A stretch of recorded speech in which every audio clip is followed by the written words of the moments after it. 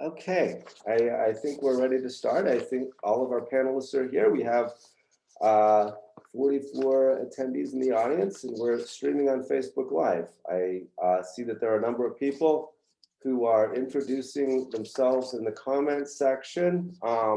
This is a webinar, so you're only able to see myself and a handful of people who are going to be presenting.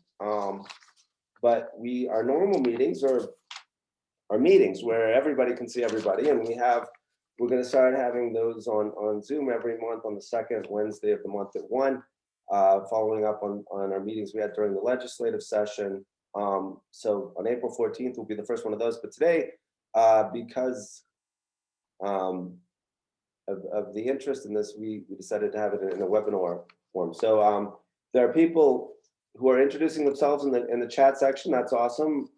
Please continue to do that.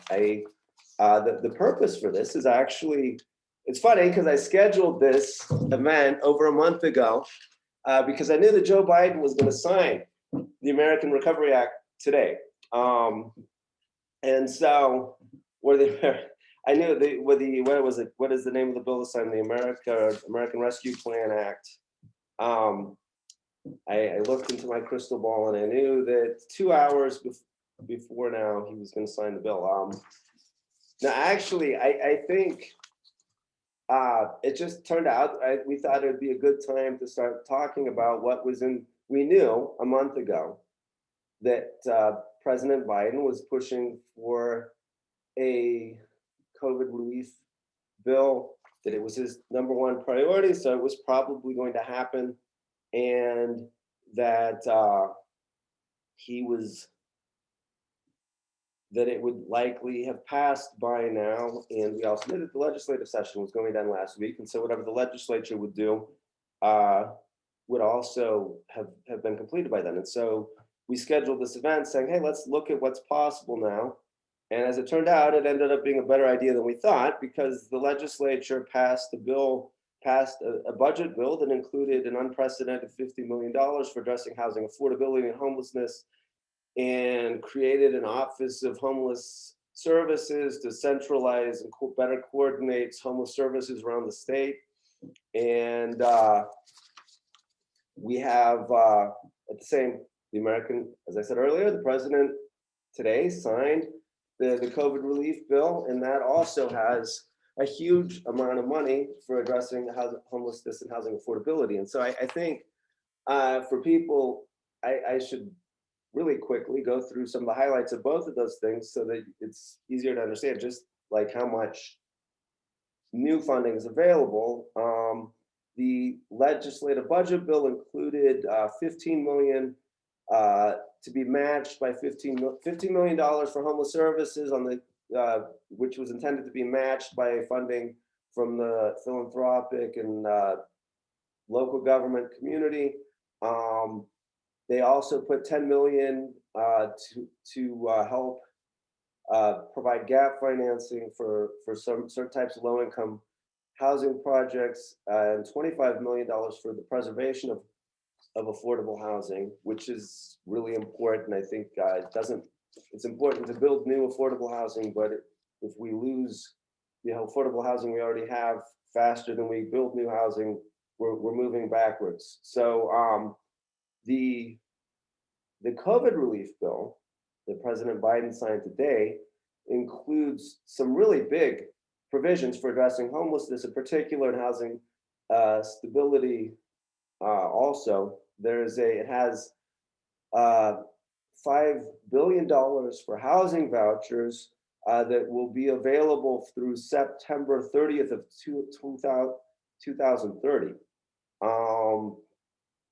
The rules for those are too complicated to talk about now, but I mean, it's safe to say that we should be getting at least, I don't know, 500 to 1,000 to 1,000 new vouchers coming to Utah, specifically geared toward helping people not avoid homelessness. There is a $5 billion bump to the home grant program, which the National of which the National Low Income Housing Coalition estimates about 13.2 million will be coming to Utah. There is about $27 billion that they're putting aside for emergency rental assistance for the next 18 months. And so that should make it possible to continue our pandemic rental assistance programs going forward for the next year and a half. There's a $10 billion in homeowner assistance to help people avoid foreclosure on their homes. And then there's some money for housing, counseling, and utility assistance. And so there's an awful lot of new money. And then there's other money that's coming to the state to help state, local government deal with budget difficulties.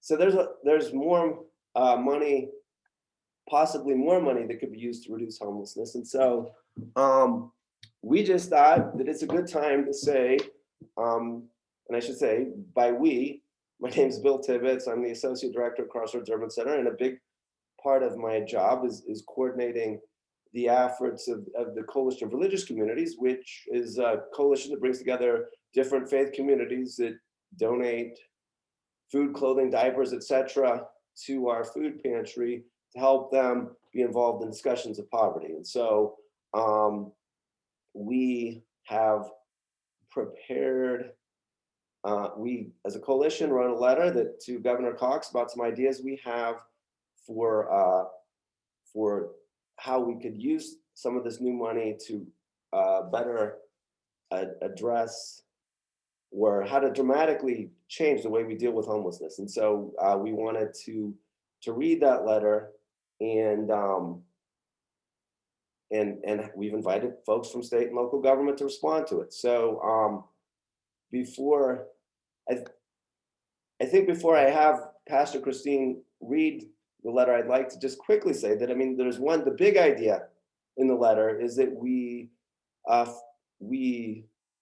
use some of the money to purchase some hotels or motels and convert them into permanent housing for people who are experiencing homelessness. I think that we got this idea because you have states like Oregon and California. In Oregon, they came up with a plan, I think in November, to purchase 20 motels with the goal of moving 2,000 people out of homelessness. And I think, you have the city of Austin this year, as in from January till now, has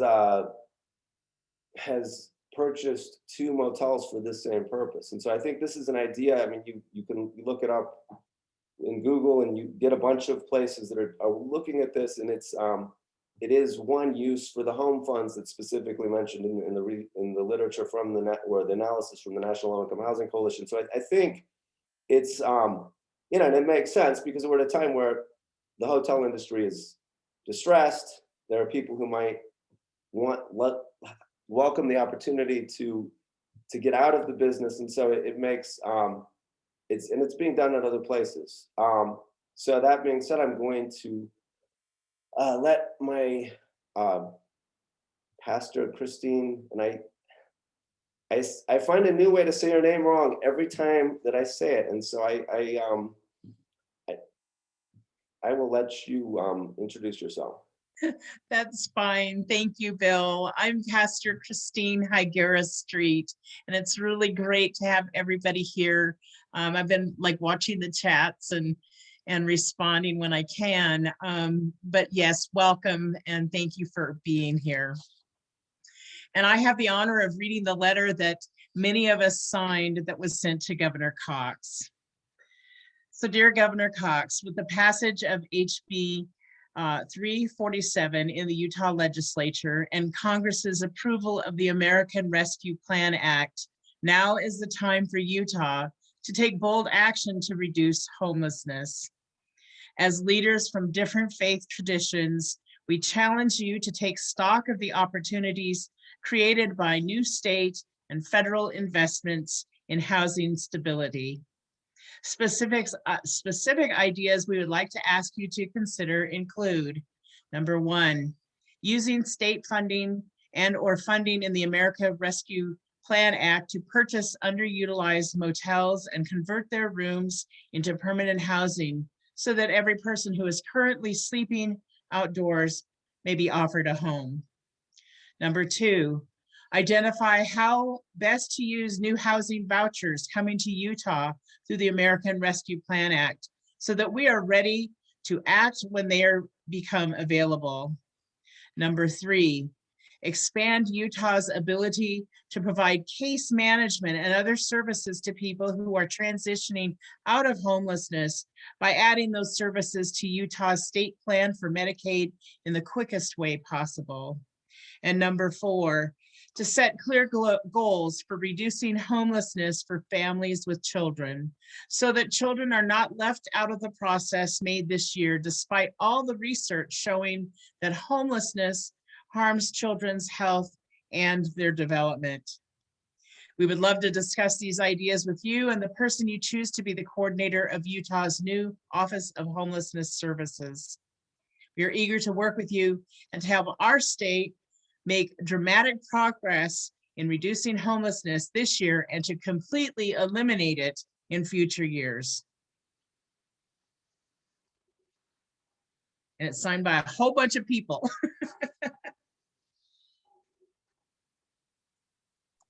Yeah, and I shared that letter with the other panelists before yesterday. So I hope you all had a chance to read it and think about it. I also told you all that I wasn't expecting any of you to definitively say, yes, the state of Utah is all in on all your ideas, or the Salt Lake City or Salt Lake County. But I do appreciate the fact that people directly engaged with this work from the state, from Salt Lake County and Salt Lake City have all agreed to come and share their thoughts about our letter and about how they think, what they think is possible in terms of reducing homelessness in the coming year. I think it's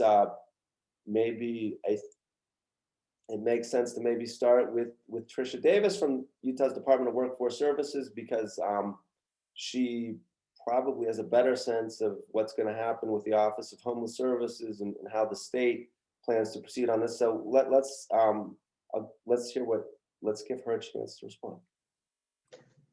Thanks, Bill. It's great to be here. Good to see David and Aaron, and nice to meet you, Reverend. Virtually, of course. Yeah, I might just start by saying I don't know more than any of you on this call about who the new homeless coordinator will be, but just a quick introduction. So I am Tricia Davis, and I work in the Department of Workforce Services, currently in the Homelessness Programs Office, soon to be renamed the Office of Homeless Services. And so we will be directly connecting with the new homeless coordinator on all of the coordination. How many times can we use that word, right? I would like to just start by saying that there is an incredible amount of coordination happening throughout the state right now. We have 13 local homeless coordinating committees that we meet with on a weekly basis right now, and really in response to COVID-19, but also in response to our state strategic plan on homelessness.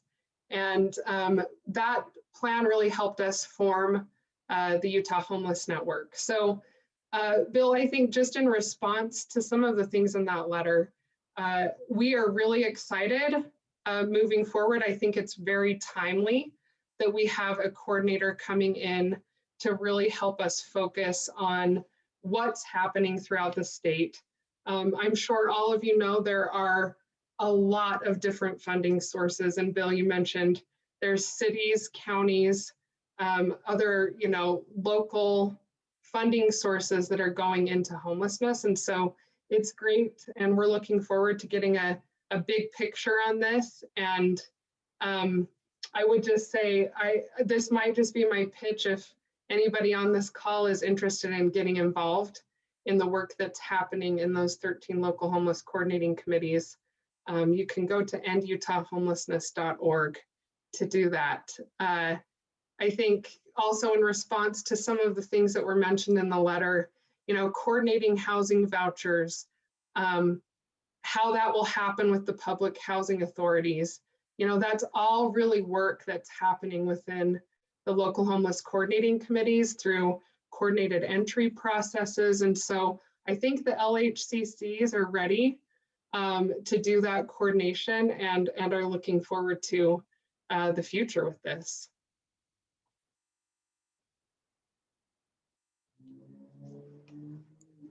Yeah, no, I think it's a really exciting time because, I mean, there are moments where, I mean, what's crazy is that in some ways we're extra prepared for this in Utah because I think, like, I mean, with homeless services, the federal commitment has been pretty flat. I mean, it's gone, maybe little increases here and there.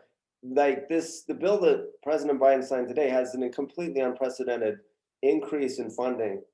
And I think some of that is because it's the first time in my lifetime where we've had a president who's openly saying housing is a human right and is starting from that point of view and is actually talking about, talked as a candidate about expanding Section 8 and making it an entitlement base where everybody who needs a voucher is eligible one. And for one, so when you talk about reducing homelessness, I mean, there's research showing that having a housing voucher reduces incidences of homelessness by 75%, right? So if everybody who was income eligible for a voucher had one instead of 25% of the eligible people having one, how many would homelessness go down?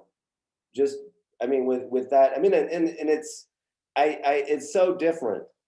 But I think even just the funding in this bill is such a big bump that it's exciting to think about, like how big a change can we make? How much, and we've done so much change in the last couple of years in our system, and so I mean we're just ready to keep on moving and growing, I think, and doing better.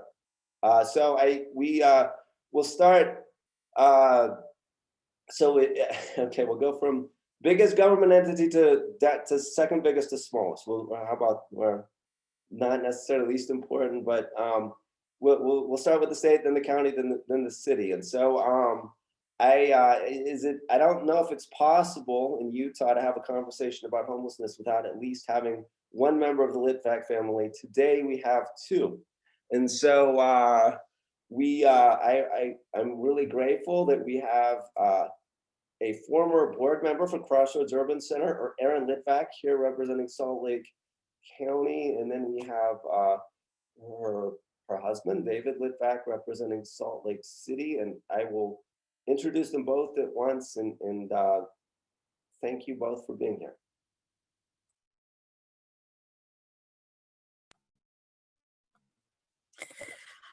Good afternoon, everybody. I think when you were going from biggest government to smallest, the county's probably next, although I'll preempt that with, in a lot of cases, when it comes to housing opportunities, the city has far more impact than the county can. So what's exciting about this opportunity bill, and I think you've talked very eloquently about a number of the things that are in this bill, is just the opportunity that it presents to all of us to continue our collaborative work to find solutions. I don't think it's a new piece of information for anyone to understand. We have a housing affordability crisis in the state of Utah and in Salt Lake County.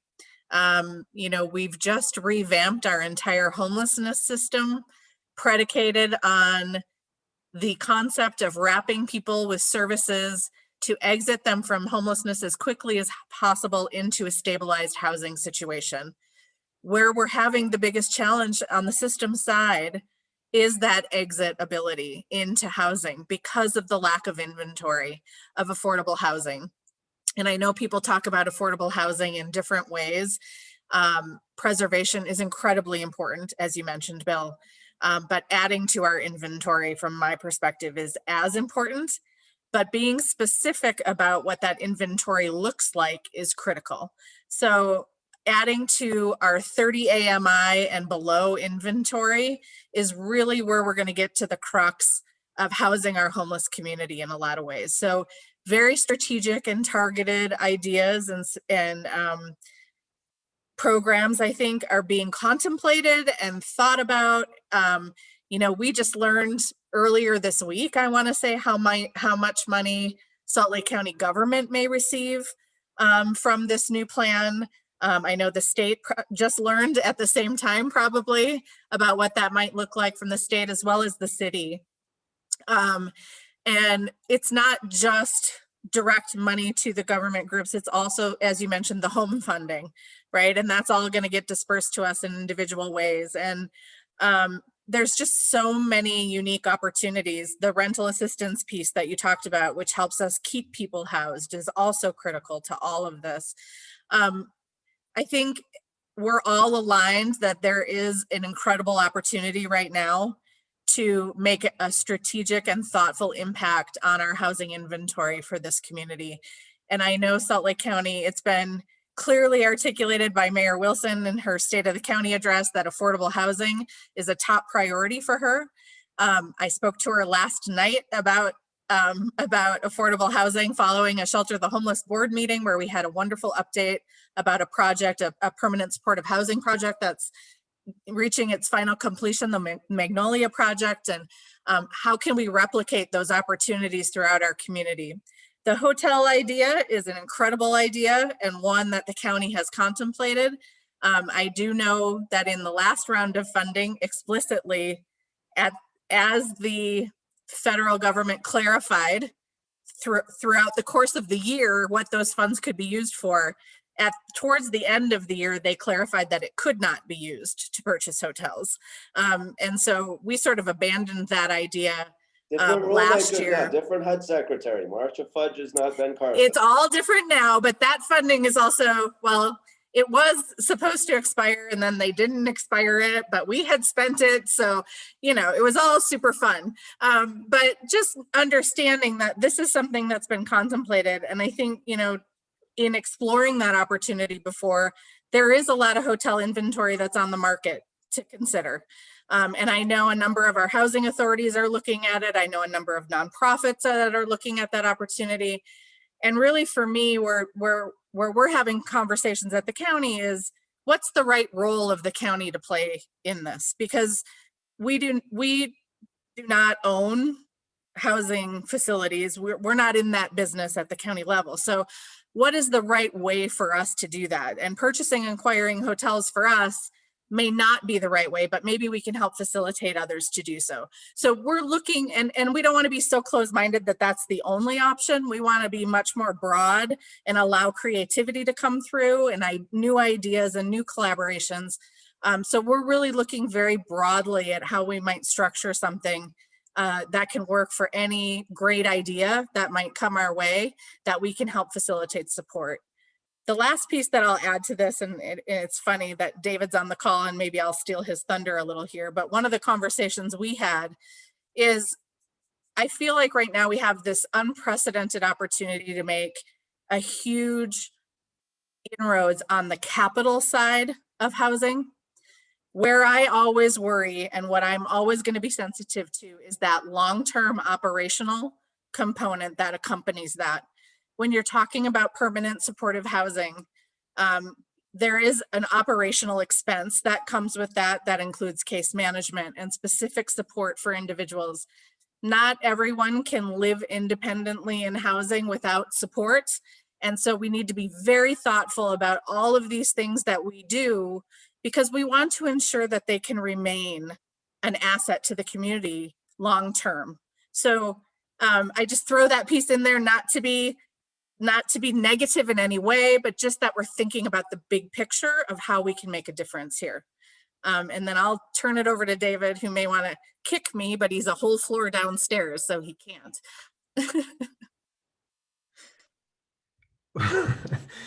I have nothing else to add, Bill.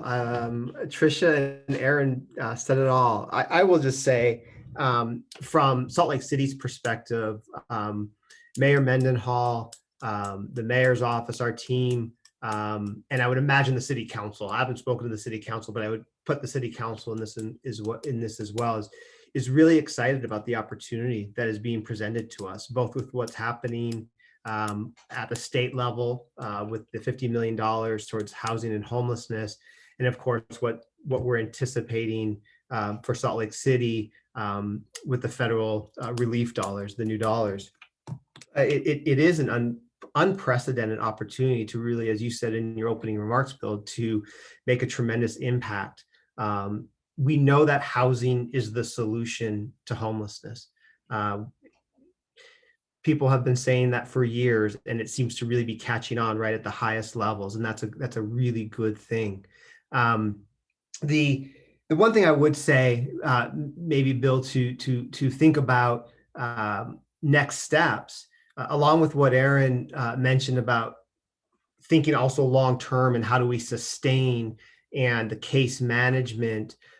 It's also important as we think about the opportunity to make that capital investment to purchase motels, that we're starting now in working with local governments, that we're working with local communities. It's going to be critical that these are integrated housing opportunities in our community, that they're integrated as a part of our community. Bill, you're very involved with Salt Lake City and our ordinances. You know that there's work that will need to be done around zoning and making sure that motels that may be purchased for as single, SRO, single residency occupancies for permanent supportive housing are allowed. Right? It's not just a matter of having the funding. We also have to work with local governments across the state to make sure that the support is there, that the rules and the laws are the right rules and laws are in place to allow for that advancement. And I extend that also to the local communities so that we have local communities across the state that are partners in making this type of investment and having the success and the type of community that is inclusive of all that we really are striving for. So some important steps that we all need to take together. The one thing, Bill, that I would also just add is we don't have to leave Salt Lake City, Salt Lake County, or Utah to understand the impact that this type of investment can make or can have. When we just think about Palmer Court, and what was Palmer Court? Palmer Court was a motel that was converted into permanent supportive housing. And think about what immediate impact that had on individuals experiencing homelessness and just homelessness within Salt Lake County, and what that positive impact has been over the years. So we know the tremendous impact that this can have. Also, as we think about investments, I know for Salt Lake City, for Mayor Mendenhall, along with looking at opportunities on converting underutilized motels into permanent supportive housing or SROs, Mayor Mendenhall is also playing a very active role in convening stakeholders around tiny homes and learning from some great models that are across the country, how tiny homes and tiny home communities can be a part of the solution, part of the housing solution for individuals experiencing homelessness as well. And and this influx of capital, this influx of resources can definitely be of great assistance there as well. Well, thank you all. And I think thank you all for actually, from your answers, it's really clear that you're already thinking, and you have been thinking, right? And that's, I think that for people in the public, they don't realize like how engaged people at every level of government are on these issues, and how ready you are to act. And I think you're absolutely right that we need to think about how to make these services sustainable. And that's part of why in our letter we talk about three things which in my mind go together. Because if you use the new vouchers to help pay the operational costs of motels that you've converted into permanent housing, then they're sustainable conceivably till 2030 when the vouchers expire. Or if President Biden succeeds in expanding the Section 8 program, then they're sustainable indefinitely. But if there's an opportunity to use those two things to create a new resource, to add to the housing stock in a sustainable way, that's going to make a difference. And if we can, the Medicaid, with the Medicaid piece, Utah applied for a Medicaid waiver to provide serve it to provide case management to homeless people to help them stay in housing back in November of 2019, but it was part of a big, long, complicated waiver, and so it never got approved.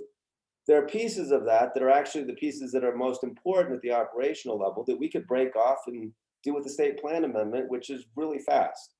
So like, and so I think, and again, that's important because if we want to use Medicaid funds to make these structures sustainable, we need to start moving in that direction. We need to get, we need to tell the feds, hey, we're going to do this, because, and we would get approval, but we actually, I mean, and the legislature authorized the state to do this, so we have permission from the legislature. We just need to we need to get permission from the feds.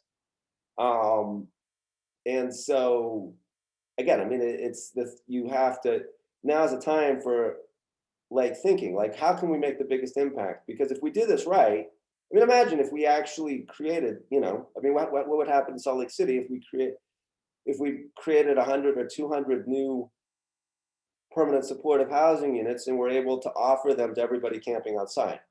How much could we reduce street camping? I mean, people would say no, maybe the first time you ask them, but if we had the Medicaid piece up and rolling, and we had community health workers talking to people about their other healthcare needs, and then saying, oh, hey, by the way, we can get you into housing.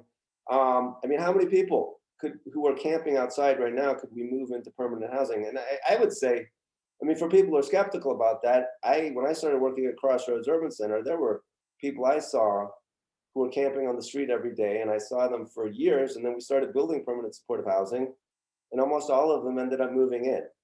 And so people who say no to shelter, people who say no to treatment, people who they move into housing, and then when they move into housing, they're able to heal in ways that they become open to other types of services. And so, I mean, we really are at a moment where if we do things right and we work together and we don't fight with each other, we can have a huge impact. Hey, Bill. And I would say, I mean, that's true for the entire Wasatch Front. And with the way that the vouchers will be distributed through housing authorities, with the way that the home money will be distributed through counties and local government, I mean, this is an opportunity where we can have an impact, at least from Ogden to Spanish Fork. Yeah. Well, and I wanted to bring that up, Bill, because I think that's an important piece. I know Tricia is here representing the state, but I want to speak to the fact that this is a statewide issue. I think a lot of us who live maybe in the Salt Lake County area or the Salt Lake City area where we see some of the epicenter of homelessness is in Salt Lake City. But the truth is those aren't Salt Lake City residents necessarily. They're coming from all over the place. And so there are other communities like in St. George and in Ogden and in other areas who are struggling in much the same way. And many of them are also going to be receiving direct appropriations from the federal government as well. And how they prioritize the use of those funds and utilize those funds is really at their discretion. And then the state and how the state utilizes their funds is at their discretion. But I think David spoke really nicely to the fact that that the state proven, I think, in this legislative session is recognizing the need for this housing holistically. And so I feel like there won't be that infighting. I think, the work that we've done, Tricia, like you mentioned, with all of our coordinating committees, I can't tell you how many meetings I sit through where they're all reporting about their unique situations. They're not all that different. They're different, but they're not all that different. And I think we all understand and are aligned on the right solutions to these issues. And so I don't think it's going to be a matter of that. I think it's going to be really all of us thinking and coordinating well together to have the greatest impact we have, while at the same time recognizing this is a statewide issue and every community plays a role. And then I'll add to this conversation as well, just within Salt Lake County, there is this perception that this is a Salt Lake City issue, and it is not. It is a Salt Lake County issue. And we need all communities to play a role in these solutions to housing opportunity. So I'll add that element as well. This isn't about just buying hotels in Salt Lake City to solve this issue. This has to be a community-wide engagement and endeavor, because not everybody wants to live in Salt Lake City. People want to have options and opportunities to live in other places. And honestly, everyone needs to play a role in that. So that's just the piece that I wanted to add to the conversation. Well, Yeah, I would say, I mean, the thing is, the other thing is, we're actually at a moment where, I mean, openness to doing this is bigger, not outside Salt Lake City. I mean, Provo is building a permanent supportive housing. They're converting an old motel into permanent supportive housing right now. The Food and Care Coalition is doing that. And so, I mean, we did it in Salt Lake with Palmer Court, and it's been operational for over 10 years. But we have, I mean, this, and so, you know, we can talk about Oregon's plan that they announced in November to, you know, to buy 20 hotels and house 2,000 people. And that's really inspiring because it's a brand new idea that another state is putting into operation.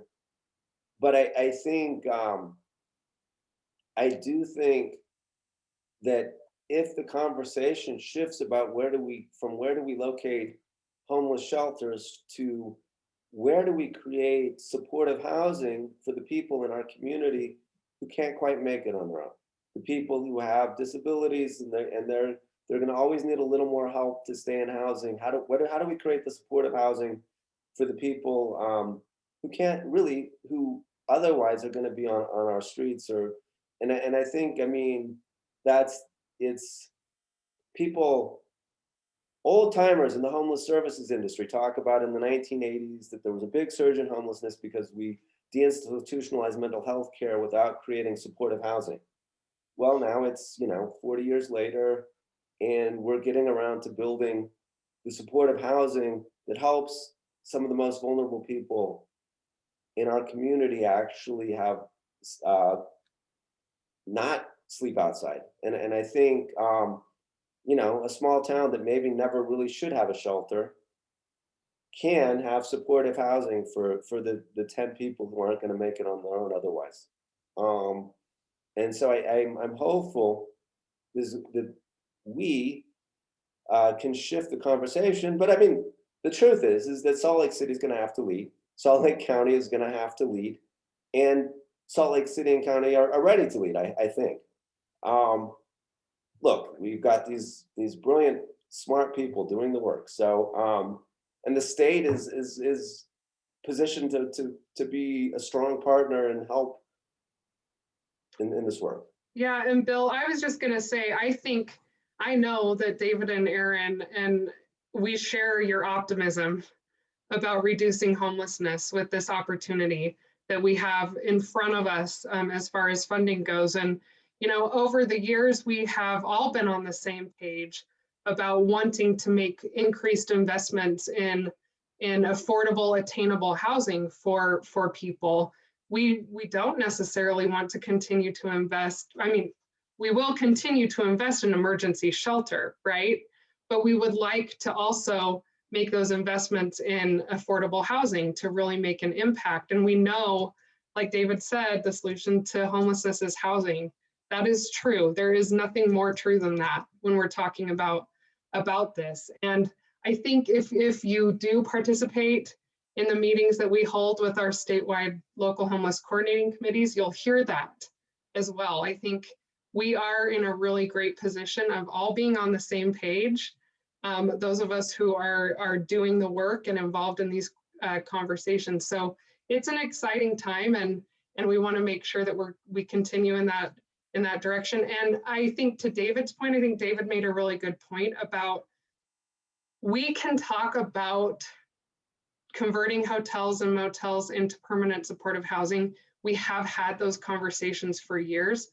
I think we've got to get our communities on board. And I think the faith-based communities really can make an impact in that, right? I mean, we are talking about our friends and our neighbors and making sure that we have places for people to live, right? And so I'm not even gonna say okay, I will, right? We're talking about NIMBYism. And I think that that's something we have to continue to talk about, because those of us who were working on solving the overflow shelter problem this last winter know very well that we have a lot of work to do in that regard. So I would echo that, Trish. You said I've been reading some of the questions that have come up on the chat, and someone asked about the threats to making these opportunities come, and I think you just highlighted one that's really important when you talk about zoning and you talk about NIMBYism and breaking down some of those stereotypes of who individuals experiencing homelessness are.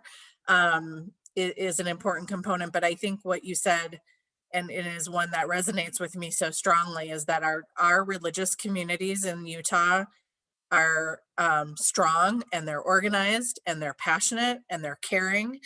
And if anyone can help in these efforts of helping create comfort for these types of housing opportunities, I think that is a very powerful tool for our religious communities to engage, because that compassion that comes with that and taking care of your fellow human being can really resonate and limit the fear that might come with some of these concepts and some of these ideas. So I want to echo what you said. Spot on, as usual. Well, thank you to all of our panelists. It's 2:45, and that was when we said we were going. I promised you all that you could leave. There's a question from Brent Crane, who's actually the executive director of the Food and Care Coalition and is in the process of converting a motel into permanent supportive housing. And he says, I mean, is zoning really a bigger obstacle than finding the funding? And I think actually, I mean, that is one advantage to converting motels, is that they're already, you don't have to get zoning permission for multifamily. You don't have to get, you're not building a shelter. It's not a shelter, so you don't have to be zoned for a shelter. And so it's some of the zoning restrictions that come from a new construction are not there when it converts to motel. That doesn't mean that people are happy. It doesn't mean that there won't be neighbors who are opposed. But I think that, I mean, actually, Bill, okay, this is going to get way too technical, and we. Bill, can I just clarify real quick? Because I want to make sure that individuals have some actionable steps walking away from this panel. You're correct in that there are certain things that are easier about converting, but there are zoning issues associated even with converting a motel or a hotel into permanent supportive housing. So for example, in Salt Lake City, single resident occupancies or shared housing, which is what this would fall under, are limited within certain areas of Salt Lake City. And the mayor's office, both the previous administration and the current administration and the city council have been working together on broadening that so that there's equity across the city, so that there can be more opportunity for SROs and shared housing across the city. But that is a zoning issue. That is something that needs to be addressed. So Brent's comment, I think, is in many ways right on, that as we're looking at this right now, the funding, great opportunity right there in our hands, but we need to start having conversations at the local government level with local government officials about zoning and about what would be allowed in certain areas, and gaining their support to make some of these conversions, because based on Salt Lake City's experience, it will require some actions by local government officials. So important thing that we can all rally around and work with folks on. Well, and if you're interested in being engaged, the Coalition of Religious Communities is hosting a monthly conversation about this starting on April 14th, on the second Wednesday of the month at 1 p.m. So I at the beginning of this webinar, I posted a link to how to register for that. If you can't find that in the comment section, in the chat section, go to crossroadsurbancenter.org, and we do our best to make it easy. You can sign up for a weekly email list that talks about our meetings and stuff about this topic. There are questions in the chat that I missed, and I am really sorry. I promised the panelists that they would be done 3 minutes ago. And so I want to thank them for their time I want to thank everybody who listened in. I think really we're at a moment where if we do things right, a year from now, we'll be talking about how much better they are. And I wouldn't have, you can't always say that. The moments when transformational change are possible are rare. Usually it's small incremental steps. We have a chance to take a great big step.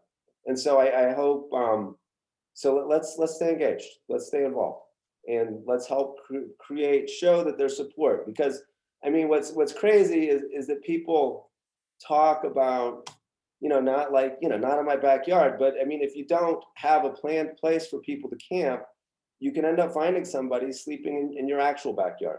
Because if people, if they get chased out of parks, if they get chased out of public places, they're going to find somewhere, because at some point you have to sleep. And so, if we want to treat people like human beings, if we want to act like they have human rights, then we need to create places where it's safe and legal for them to sleep. And so on that note, I thank you so much, all of you. I will, let's stay in touch. Thank you, Bill. Thanks, everyone. Thank you, Bill. Thank you, everybody. Thanks, Bill. Thank you, everybody. All right.